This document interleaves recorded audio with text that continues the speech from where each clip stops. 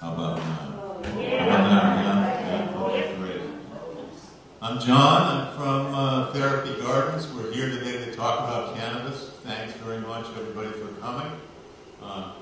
And first, I want to mention a few things about Therapy Gardens. How many have been to a presentation from Therapy Gardens before? Anybody?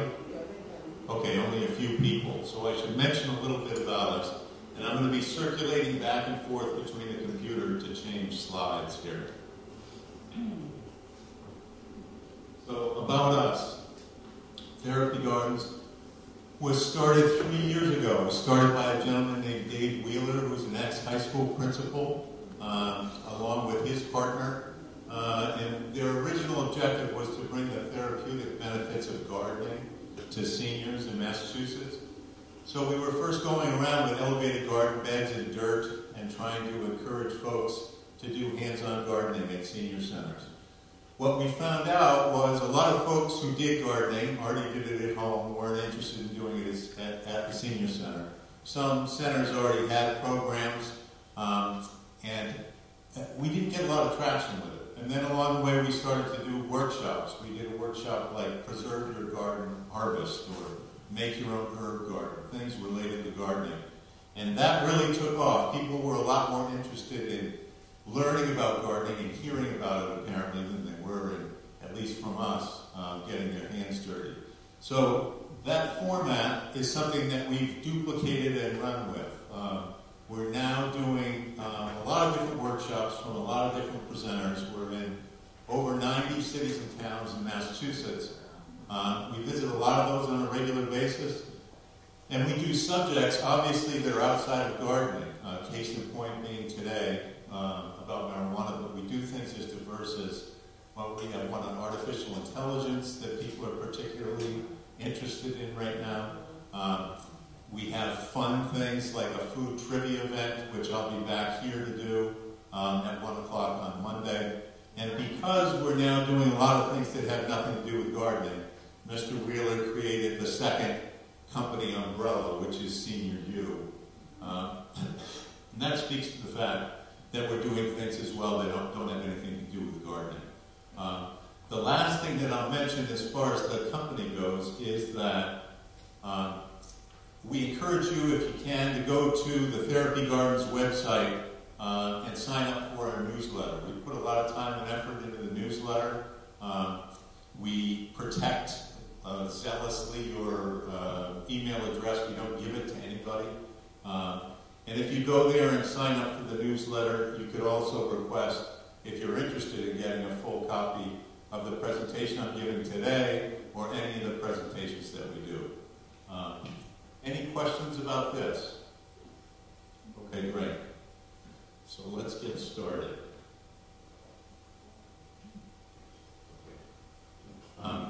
So first of all, before we get to the disclaimers, let me ask you, can people offer what they were hoping to get out of today and why they came today about marijuana?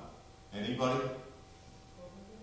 Anybody? Why did you come today? To see some of the maladies we have and how this will coincide with that. Okay. To think of maybe specific maladies and how marijuana might help with those. Okay. Other folks? Yes. Sleep. Specifically, how it might help you with sleep. Okay. Yes. For pain? For Real pain. severe pain? Like Might help with pain. Okay. Other stuff? Okay, so hopefully we'll get to the things that you've mentioned during the presentation.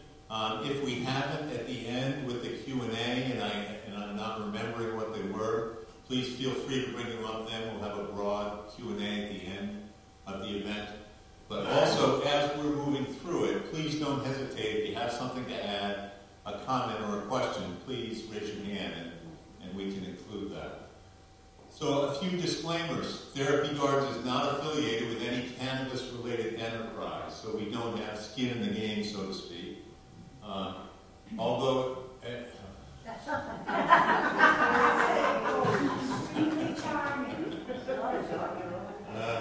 I'm not a doctor. This is Mr. Wheeler's way of giving me a hard time. I'm not a doctor or a nutritionist. not even a bud tender. But I do my research and I'm wildly entertained. Questions and comments are encouraged, as I mentioned, and you can get a PDF copy, as I said, by going to info@therapygardens.com. So, are cannabis and marijuana the same? Although we use the terms, and I hear some folks are already knowledgeable and they're saying no. So, and you're correct. Although we use the terms interchangeably, cannabis and marijuana aren't the same thing. Cannabis refers to all products derived from the plant Cannabis sativa, so that includes hemp and the different uses for hemp. Marijuana refers to parts or products from the plant Cannabis sativa that contain large amounts of tetrahydrocannabinol, THC. Do people have questions about this? Are you curious about this at all? No? Okay.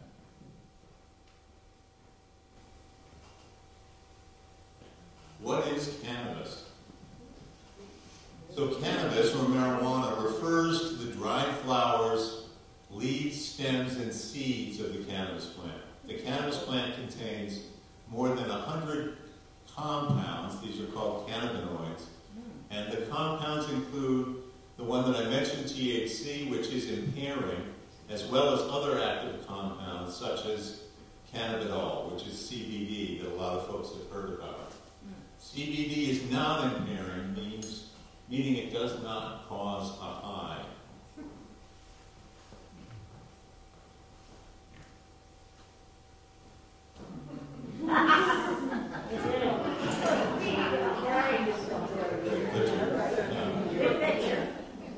By every measure, cannabis acceptance and use is on the rise among seniors.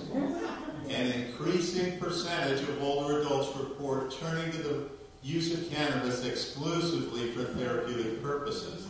Respondents were most likely to use cannabis for symptoms of anxiety, chronic pain, depression, glaucoma, and HIV/AIDS. A growing body of research shows that the use of cannabis by older adults is associated with improvements in their overall quality of life and greater rates of physical activity. So, I was talking to somebody in the audience earlier today, and they were echoing stories that I've heard from a lot of different seniors who have adopted the use of cannabis, figured out some way to use it in moderation to their benefit. And there are a lot of folks who are doing that now and who really say that they think it is a good thing for them personally. Do we have questions about this? I think that says It is a great picture.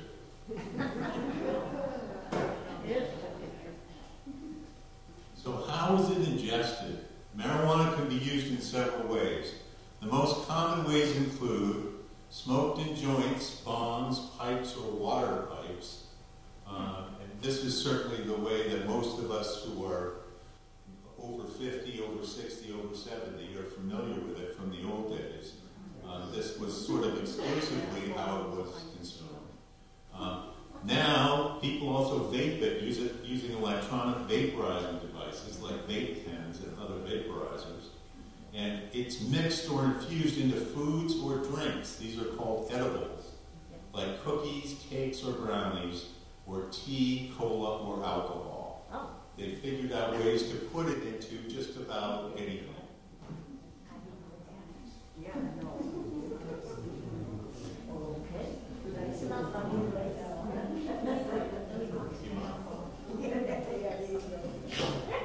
So a little history of cannabis. The earliest mention in oral records from China is 6500 BCE, so a long time ago. Used for rope, food, and medicine.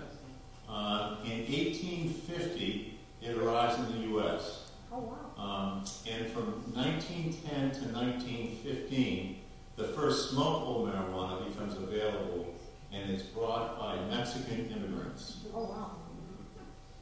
Interesting. Yeah, that is. So a timeline to legalization. 1911 saw a total ban. 1970 to 72, Nixon appointed a commission that actually recommended legalization. Nixon ignores them. In 1973, some states start to decriminalize it. Oregon, Alaska, Maine, Ohio, California, Minnesota, and Nebraska. Oh, wow. And I don't know if people saw the news today. I mean, this is an issue that's still in play. They're talking about, the DEA is talking about changing it from a Class 1 substance to a Class 3 substance. So this is an ongoing question. In 1996, medical cannabis began. In 2012, recreational cannabis begins in Colorado, Washington, and Massachusetts. And 27 states and D.C. have now decriminalized marijuana. And despite all of this, it is still illegal at the federal level. What? So yes, for federal law, it's still illegal, which creates some sort of strange things as a consumer and as a provider. So the timeline to legalization in Massachusetts. In 1911, the sale of cannabis without a prescription becomes illegal. In 2008, possession of small amounts of cannabis is decriminalized. In 2012, medical cannabis is legalized. And in 2016, recreational cannabis is legalized. 2018, the first Massachusetts retail cannabis shops open. So Massachusetts legalities. You have to be 21 or older to buy or use marijuana of any kind. Is anybody in this room?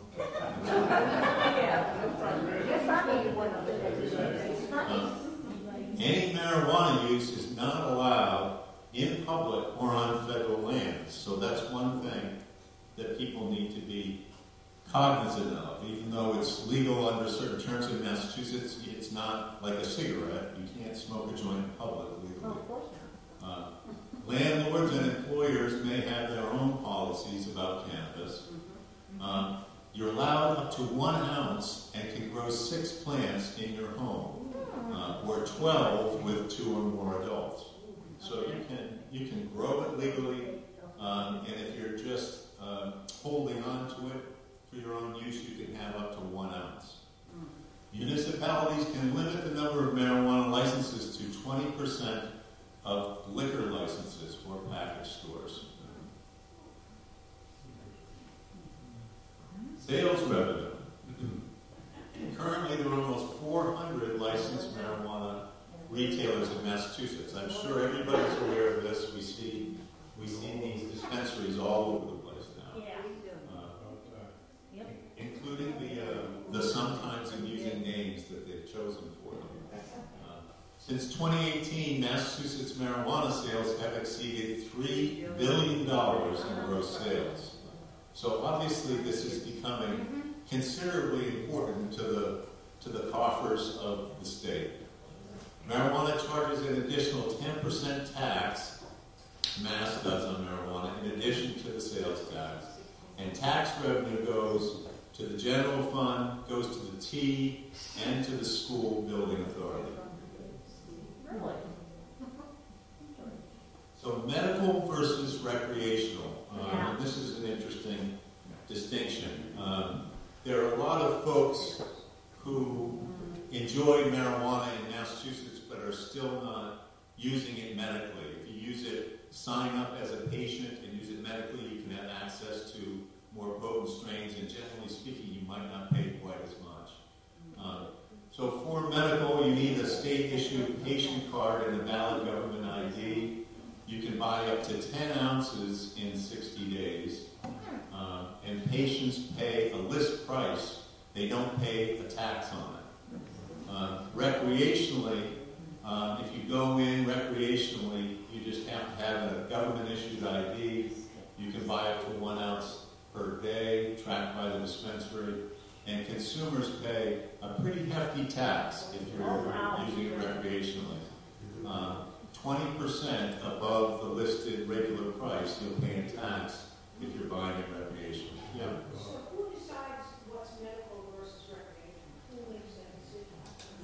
What's Does somebody prescribe, the person who's going to get medical treatment, and they've got a card saying they can get it, but who fixes the potency or the prescription? I don't know who actually fixes the products and makes those decisions. The other question sort of embedded in what you asked, I think, is whether or not a doctor that is prescribing it is actually prescribing a particular thing. For the people I know that have medical marijuana licenses, I mean, first of all, when they first started issuing them, the doctor would find some reason if you went in and you talked about stress or anxiety or anything. It wasn't as if they were turning people away. They would be issuing the licenses. And then once you had the license, it wasn't like you were prescribed a particular product or potency. You could choose from among what was available. As far as, I would think that the state regulatory boards are deciding on the potency of both medical and recreational. Does that help?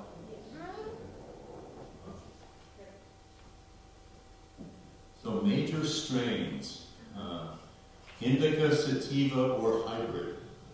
These are the different strains. So the different strains, I mean, this is interesting. So the cynical part of me, as far as the strains and how heavily they're advertised in terms of their distinctive effects, it sort of reminds me in some ways of wine. And people talking about the different types of wine and the taste and maybe even the impact of different things. So I know that a bunch of people think that the active ingredient THC is the only thing that really matters, and that's going to produce a certain effect, but there are other people that really believe firmly that these different strains have subtle differences in the psychoactive effect that's lent to you when you use them. So sativa is one of the two popular strains that we have. It's high in THC and has become much more potent over time. So the potency over time question is an interesting one too, and I'm sure most folks have heard this and can appreciate that the joint that we heard about when we were in high school or young adults is nothing compared to the joint today. So I read something that said in the 1970s, if the DEA gathered drugs from a bust and they measured the potency, the average THC content was 3%. It's now not unusual to have the THC content be 10 times that. Wow. So the psychoactive ingredient that you're getting in the joint, they've bred these strains so that they're considerably more potent. So in some ways, it's going to, arguably it might save wear and tear on your lungs if you want to produce and maintain a certain high. But at the same time, you should really be wary if you're going to return the marijuana that you might have smoked when you were in school or as a kid, and you're returning to it and smoking it or using it in the same volume that you did then. Because you can't do that. It's a lot stronger now. Sativa produces a more energizing high that may improve focus, productivity, and creativity. At 15 feet tall, it's the largest crop, also the highest yielding. Beware of anxiety and a mild paranoia, and avoid if you have social anxiety. Indica. This is the second of the popular strands that have been cultivated and are commercially available. Indica helps you unwind and calm down. It's less cerebral and more of a body high. It may help with falling asleep as well as fatigue, lack of appetite, chronic pain, various aches, mood disorders, anxiety, chronic stress, depression, and other similar medical conditions or ailments. Beware of sleepiness. So again, here are the two, and if you're going into, this is really sort of an engagement point for the bud tenders in these dispensaries. if you go into these places, just like in the wine industry, where it's sort of a jumping off point to get into all of the intricacies of taste and what's offered. That's what they'll do when you get into one of these dispensaries. They'll engage you in conversation about the differences between one or another so that they can steer you towards one or another. So again, the sativa, higher THC, best suited for day use, energetic and uplifting. Spacey, cerebral, or hallucinogenic. Appetite stimulation, helps with depression. Slender leaf shape, it looks a little different, grows tall, and flavor is a little earthier. Indica has a higher CBD level, best suited for night use. Calming, sedating, and relaxing. Couch lock, or body buzz. Stimulates appetite, reduces anxiety and pain. It's a wider leaf, grows smaller, and the flavor, folks say, is sweeter. So hybrids. Hybrids are in the middle of the indica-sativa spectrum. So their exact effects are dependent on the traits they inherit from their parent strains. Hybrid strains are often bred to fuse what growers believe to be the best aspects of both plants. So this is, needless to say, this is turning into an art. We've seen what's at stake with the size of the market, and the variations are endless, the combinations that you can create of one plant or another.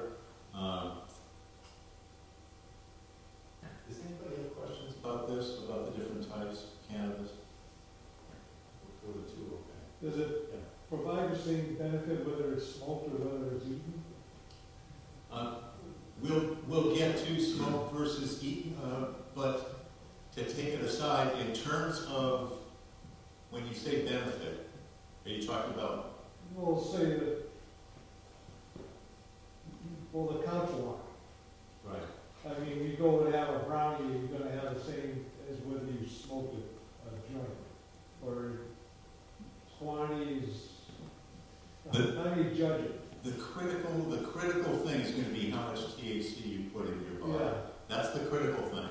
But having said that, if you smoke it, then the arc of the psychoactive effect is going to be shorter than if you eat it. If you eat it just because of digestion, working a little bit slower, generally speaking, you're getting a psychoactive effect that could last anywhere from 4 to 6 to 8 to 10 hours. But if you smoke it, usually it's maybe 2 to 3 hours before you're not really feeling those effects. So there is that difference. Yeah. Does that answer your question? Yeah, I'm thinking at nighttime. At nighttime, say you wanted to help you calm down and go to sleep. Smoking it, you only got to get 2 hours, 2 to 3 hours, you're back up again. But if you have something to eat, it could last you the whole night. Yeah, that's a good point. I mean, and then again, if you're just doing it to fall asleep and you're able to stay asleep anyway. I mean, the other thing that you're looking to balance too are, and again, I would keep coming back to this, and I will keep coming back to it because it's worth remembering that everybody is different. So, for instance, if you have issues with your lungs, if you have bronchitis, or if you have other issues having to do with your lungs, then you might want to favor an edible. If you have digestive issues, you might want to experiment with the smoke version. And being 6'4" and 210, as opposed to a person who is 5'4" and 110, the intake, I would have to take more than the shorter person to get the same effect. Yeah, I would say as a general rule, it might be worth keeping that in mind. But even more variable is going to be each individual's, and also still a mystery, including the science, is how it's going to affect you as an individual. So there may be somebody, arguably, who is tiny, who is much more comfortable, feels like they need a larger dose of the THC to get the effect they want. So other strains, Cannabis sativa L is hemp, Cannabis ruderalis is mostly used for breeding. So do people use CBD? Are people familiar with that? Okay, I think actually we're going to get to that. So a quick tip. Take the strains with a grain of salt. As I've been saying, as with most things, different people have different reactions to substances. Always consult your doctor, and when in doubt, start small. So that's great advice. And whatever I'm sharing with you here, I mean, we rely heavily on respected sources, on National Institute of Health, Mayo Clinic, Harvard Medical School. So those are places to go to gather your information. And obviously, your individual, your personal doctor is a great place to stop and to ask as well, because all of that information that you get from those other sites is, of course, not customized for you, and presumably your doctor knows some issues that you might have. So major compounds, CBD versus THC. CBD and THC. THC is the main psychoactive compound in marijuana and is what makes people feel high. CBD doesn't cause that high. Instead, it's thought to work with other elements in the body linked to feelings of well-being. So, tetrahydrocannabinol, or THC, again, this is the active ingredient. So if we were talking about beer or wine, this is the alcohol that's in the marijuana. THC may help with, and so many of the cause and effect issues regarding health benefits in particular, they're so hard to track down. I mean, we can remember that, we can say, for instance, cigarettes cause cancer, right? But we all know people who smoke cigarettes and don't get cancer. So you think things can contribute to certain outcomes, and we also know that a lot of studies have not been done on these effects, or at least enough studies, but because the market is so large now, the number of studies that are happening right now are going through the roof, so we should know a lot more about this soon. There are studies that have already been done that indicate that multiple sclerosis pain is something that the THC can help with. Nerve pain is something it may help with. Parkinson's disease tremors. Nausea, this is from folks who are involved with chemotherapy, as well as glaucoma. Possible side effects are problems with concentration, dizziness, vomiting, drowsiness, your balance, and short-term memory loss. Now for CBD. CBD, and this has become sort of a cottage industry, CBD has. You see a lot of, I don't know if you've seen, CBD is sold outside of the places that sell marijuana. You can get it almost anywhere. And you can take, out of the hemp, we mentioned the hemp plant, which is the other plant, the other cannabis plant. The hemp plant, as long as it has less than 3% CBD in a particular plant, then you can extract CBD from it and sell it anywhere. So it may help with evidence that it helps with pain and sleep. Anecdotally, many people take it for a variety of ailments, including Crohn's disease, diabetes, and multiple sclerosis. Limited evidence of sleep and anti-anxiety benefits. It needs a lot more research. So a lot of folks, including Mr. Wheeler, who I mentioned earlier, and I tend to agree with him, think that CBD may just be the new snake oil in some respects. Possible side effects: nausea, diarrhea, upset stomach, tiredness, lightheadedness, crankiness, low blood pressure, and drowsiness. Do people have questions about this? Yeah. The difference between what do they like gummies? Okay, what is the ones that are in the gummies? compared to what's in the vape? The gummy is just, you have THC, it's another delivery mechanism for that THC. It's another way to get it into your system. How much of a, like, is it like a high dose or is it a small dose? It depends on the individual gummy. Oftentimes they may sell them where it's only 5 milligrams per gummy. Okay. But I've heard, the stories run the gamut that I've heard about gummy and edible experiences in doing these presentations. I've heard people say that they tried an edible for the first time and it was way too much and they had a really bad experience. And then other folks have suggested, well, maybe try it again with a lesser dose. Everybody, again, is different. It's worth trying to find out what might be a baseline small dose to begin with. You don't want to get too much at the start. What's in the vape one? What do they put in with the vape? Is that vape, THC or CBD? It's THC. Still is. I don't know that people vape CBD. Okay. Yeah. Okay. Which is better for you, for productive like me. Well, I mean, would it be better for me to do the THC or the CBD? Would it be better for you to do one or the other? Yeah. Let's talk afterwards. Okay. Yeah. I knew.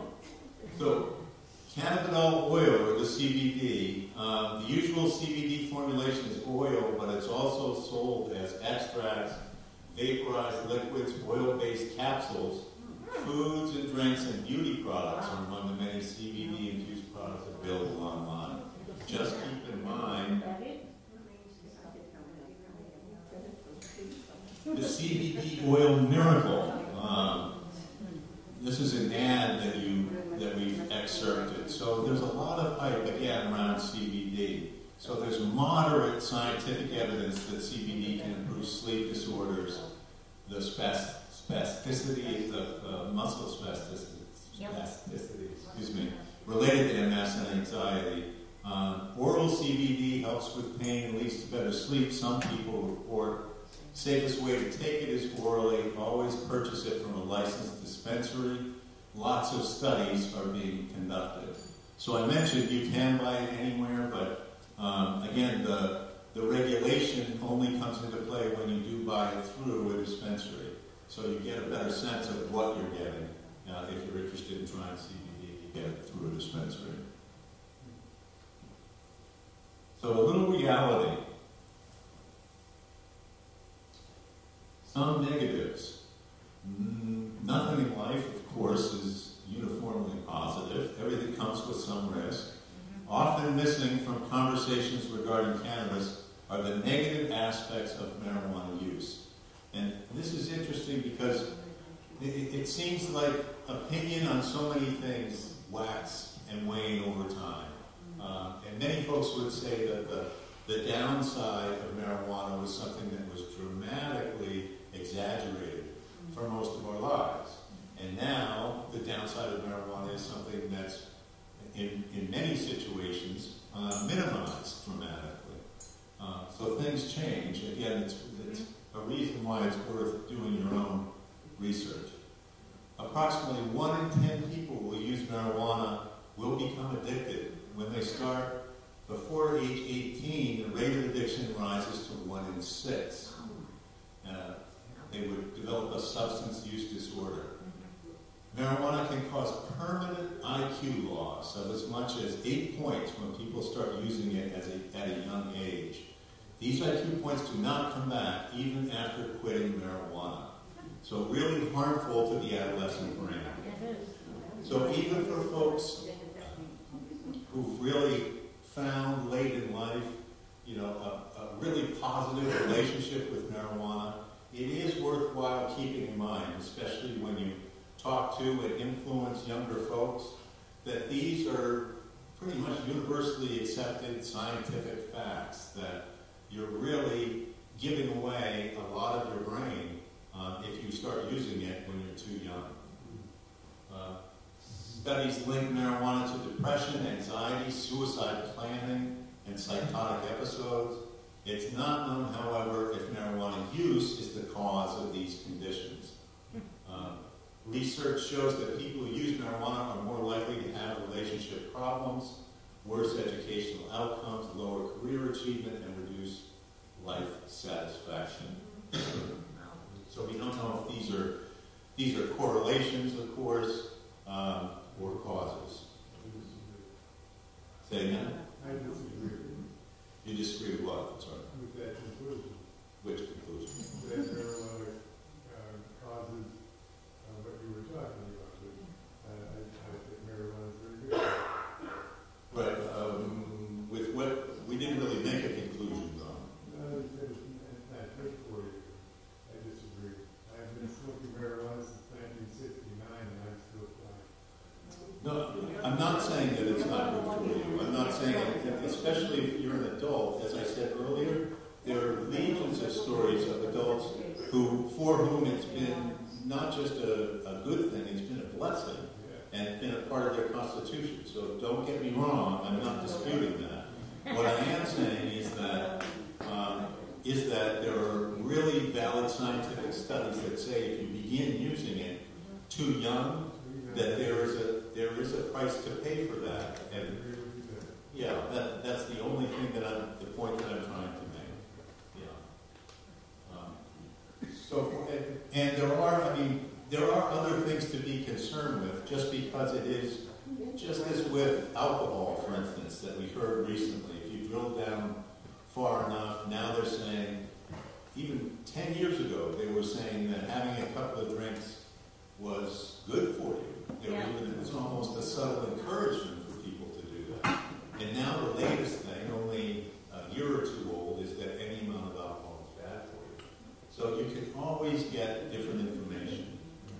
The latest on the downside for marijuana is they say cardiovascular issues can be a concern, particularly with people who are smoking a lot on a regular basis. That really shouldn't be a surprise. It hasn't been correlated with lung cancer at all, but it has been correlated with exacerbating things like bronchitis or other respiratory issues. Does that clarify it all? So, bud tenders. Here's another great picture. This gentleman is waiting for you. Are fine. Just remember, they don't have credentials, and most are self-taught. They're knowledgeable, but they're also trying to sell you something. Yep. Always talk to your doctor and do your own research. So to find reliable information, to avoid bias and misinformation, you should generally trust websites that end in .edu or .gov. The information in this presentation was gathered from the Massachusetts Cannabis Control Commission, the CDC, and Harvard Medical School Publishing. Some visuals, because a picture is worth 1,000 words, especially since we can't have samples. So here's the old bomb that I'm sure people recognize, the water pipe. This is the joint that you will get now. The art of rolling a joint from the old days might be lost even on people who enjoy marijuana these days, because the pre-rolls are really popular, and that's what a pre-roll looks like. It's already got a little paper filter built in on the end. And the last thing is a pipe. Vaporizer. Vaporizing, we're already familiar with this. It was introduced for cigarette smoking and is just as controversial for that. It's a rechargeable pen. It's made from a heating element, an atomizer. There's a battery power source and a wick. There's a replaceable cartridge, and the cartridge has a mix of the cannabinoids, the terpenes, and various solvents inside of it. Many purists might poo-poo the vaporizing approach. Other folks seem to love it. Edibles. So here are the edibles. And again, the stories that I've heard from seniors, the seniors who said that they've experimented and now adopted some moderate use of marijuana in their lives. Those stories have almost always been about the edibles. So these are mostly baked goods and candy, but almost anything can be made into an edible. The effects can be stronger and last longer than smoking or vaping. It takes longer to feel the effects, so 30 minutes to 2 hours. So that's something to keep in mind. It's not talking about how long it lasts. It's talking about how long it takes to feel it. So That's good. I know several folks who have tried edibles before and ingested them, and then after a couple of hours have said, oh, I'm not feeling this, I want more. And that can lead to a few hours down the line getting really whammed with a much higher dose of THC than you anticipated. So if you're trying this for the first time, you have to be patient and err on the side of waiting too long for it to take effect, rather than not long enough. A typical single dose is 5 milligrams, so that's what you'll find in a lot of gummies. And a lot of folks might take a gummy and cut it in half and get a 5 milligram dose. And you can also make edibles at home. There are all sorts of different ways online, suggestions for how to make edibles at home. Here's a label for cannabis information. You see the weight, the serving size for a single cookie. There are 10 cookies apparently in this package, and a serving size is 1 cookie with 10 milligrams of THC. And even the recommendation, as I just said, that new users start with half a cookie. And then it's going to tell you what's in the full cookie and the nutrients as well. I mean, that's something you also have to be aware of if you decide to adopt edibles, is that there's other stuff with it. So if you decide to get maybe your edible, maybe you find somebody who makes chocolate cake with THC in it, you're going to have to account. You may really enjoy the THC, but you might put on 30 pounds.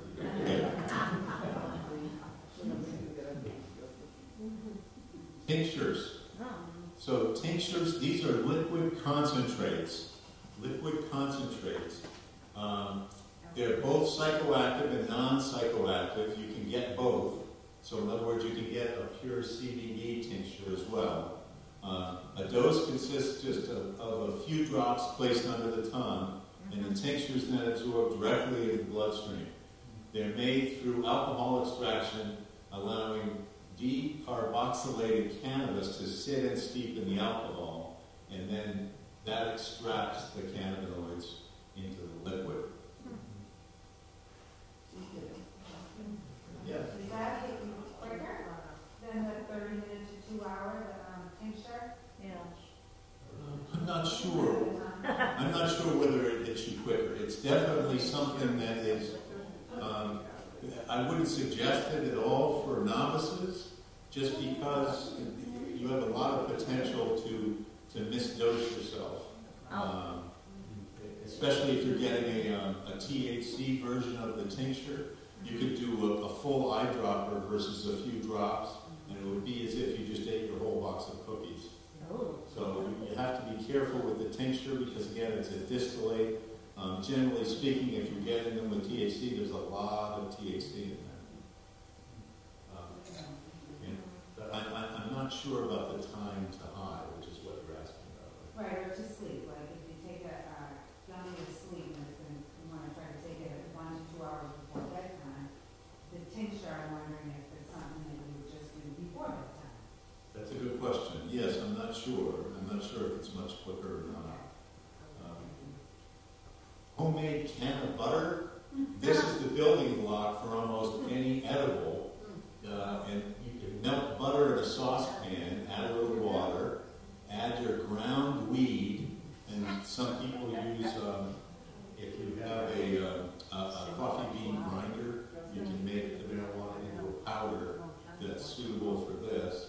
And then you simmer for 2 to 3 hours. So if you were to just eat marijuana, like there's a bag of marijuana and I'm eating it, I wouldn't feel anything.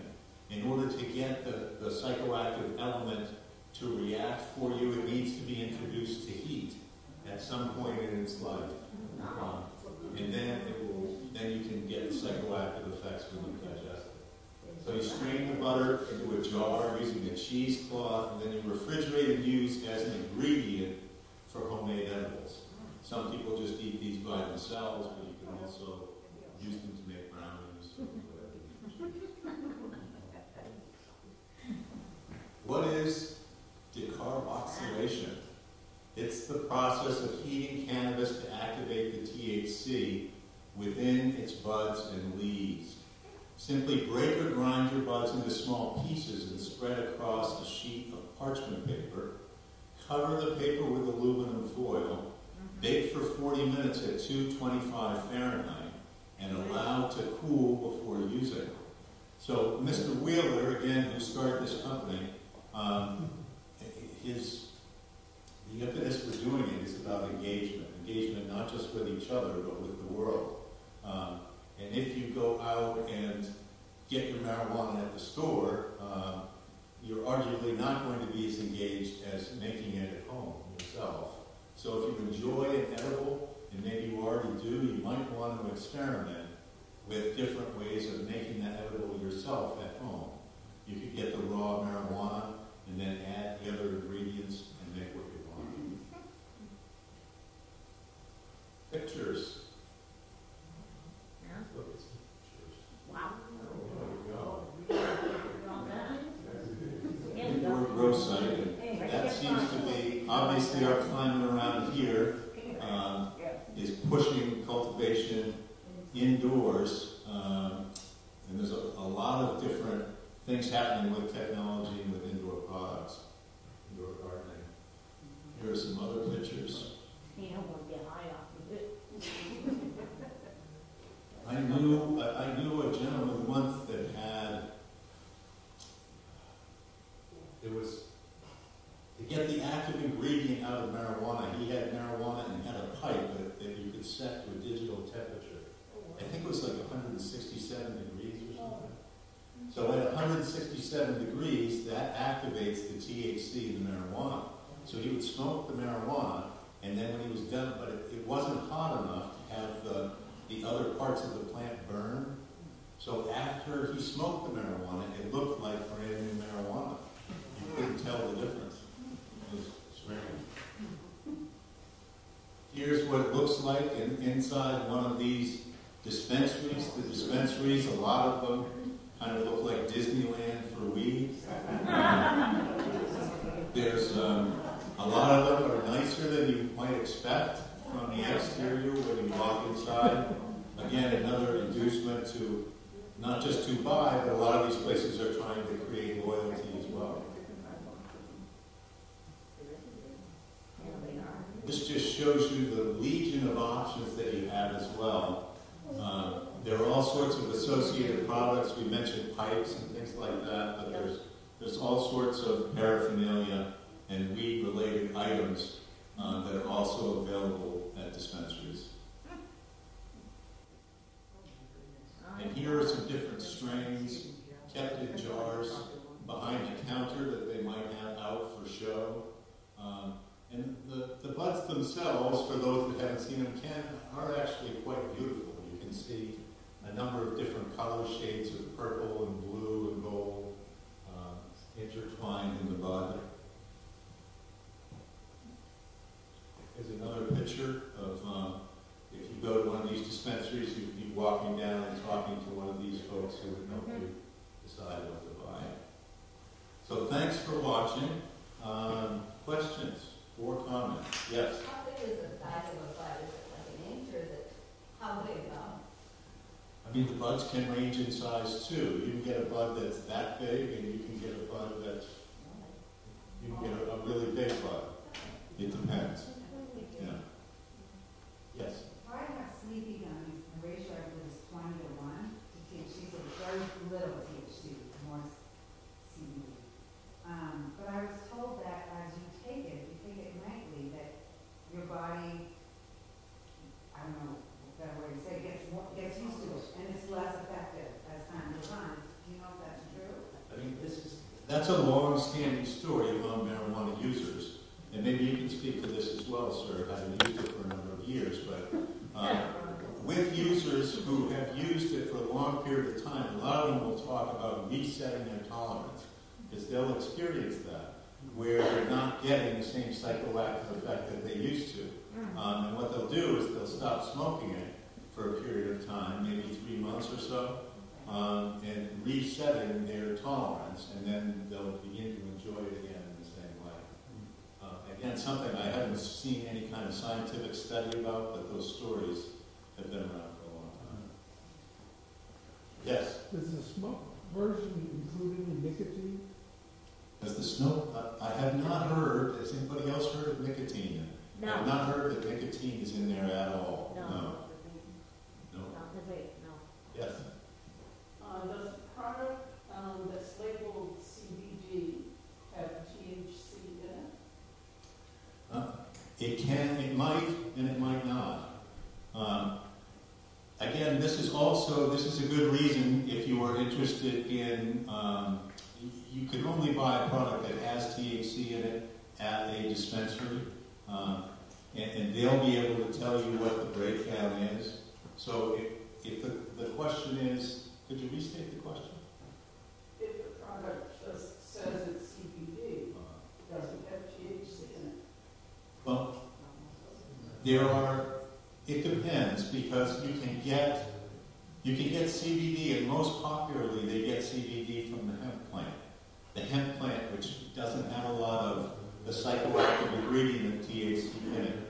But the issue is that if it's less than 3% by weight of THC, then they will allow you to make a CBD extract product from it. So you may have some negligible amount of THC in your CBD product. If you're concerned about that, what you could get is a distillate or an isolate of the CBD, where they extract and move it down to CBD only. It goes through a process to eliminate everything but the CBD, and you can get 100% pure CBD without any THC at all.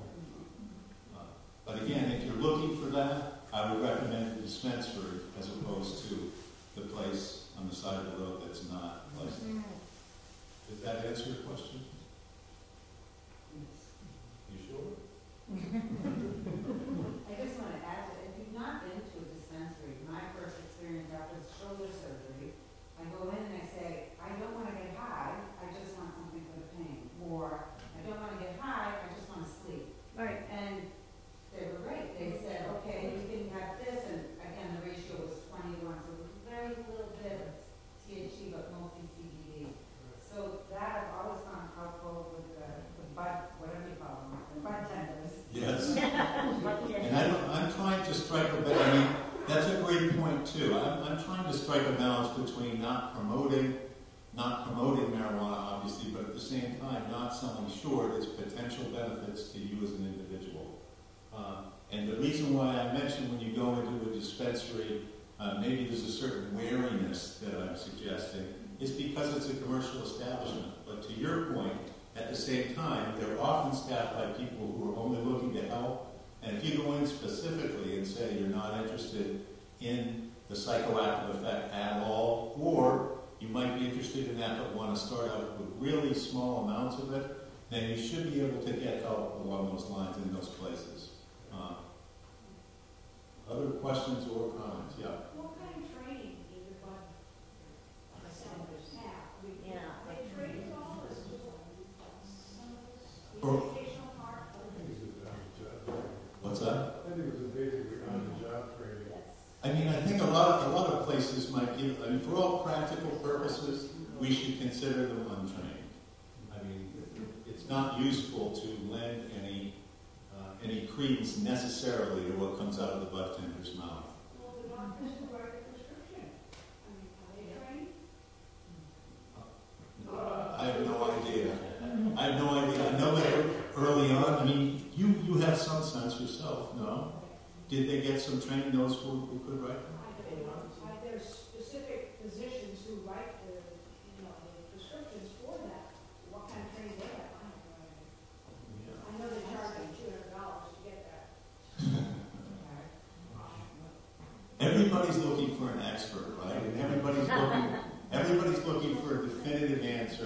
not just about the product, but about whether or not it's right for them. And it might be most helpful to accept the fact that those things don't exist. And what you have to do is do your own research, be prudent about it, and at the same time, entertain the possibility that this has some promise that could help you. Yeah.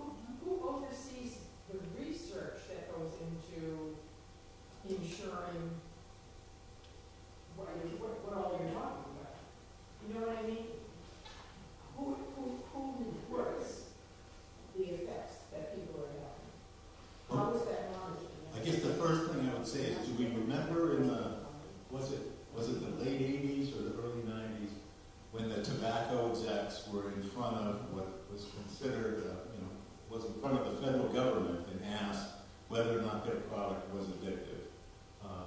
And to a person, they said no, that it wasn't. And it wasn't as if at that time there was some place you could point to say that was specifically they were perjuring themselves or not. It's a gray area.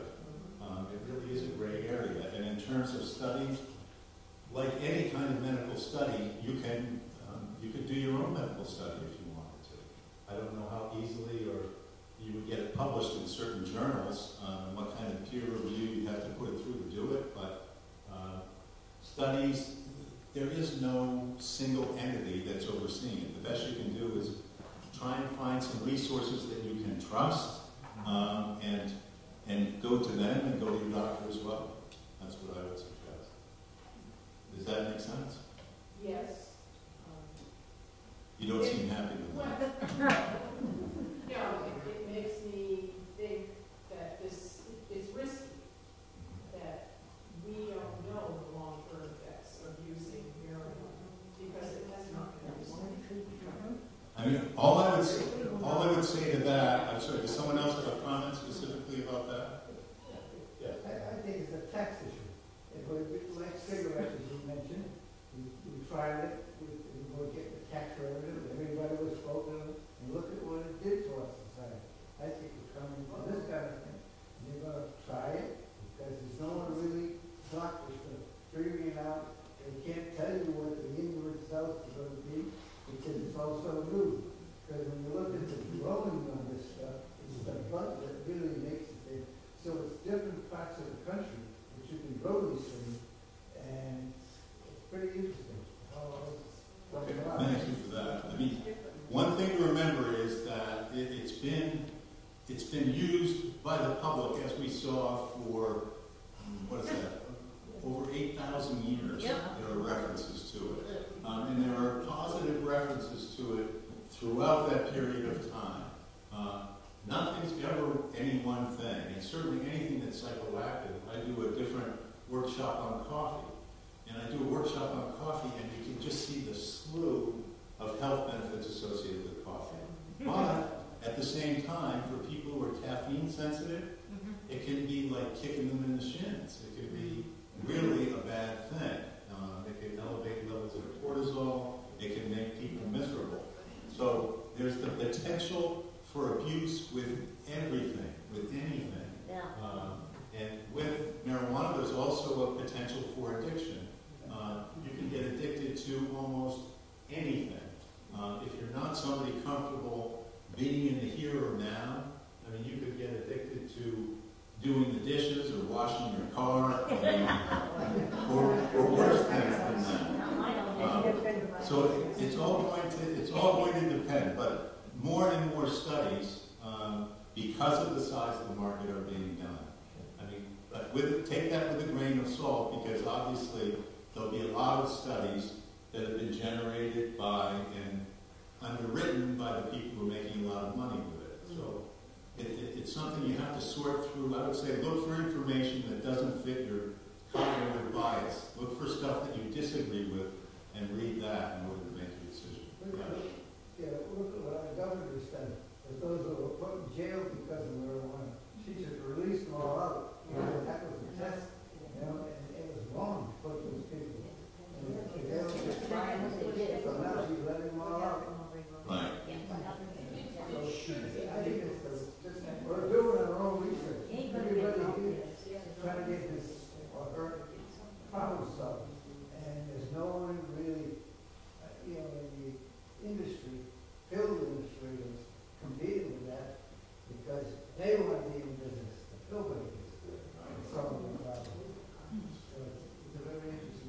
Yeah, everybody's got a different stake in the game, but all the evidence suggests that this has been something that has been beneficial for a bunch of people, and it might be beneficial for you. Ask your doctor, do the research, make a decision. Other questions? Yeah. How aggressive is the federal government in enforcing violations of this? Violations of the federal law against marijuana? Yeah. I don't, these days, I mean, has anybody else heard anything? I think it's virtually non-existent right now. And I think the Biden administration, again, I don't know if it's part of the campaign, but is exploring again the push to try and make it legal on a federal level. It is sort of absurd, the situation now. Some states that really made money on it, like Colorado. That's a state that poured money back and educated people. But they, who knows what's happened to the people that are on, whatever. Yes. If your doctor writes you a prescription, will your insurance cover it? On that, man. No. And in a lot of time, I mean, early on when you went into a dispensary, you also had to pay with cash. Because the electronic systems that you would use to pay fell under federal statutes in terms of managing it, so they wouldn't take your debit card or your credit card. In some instances, that's changing. I'm not sure why or how, but in some it is. Yes? Yeah? I'm going to back it up. Other questions or comments? Any other questions? Comments?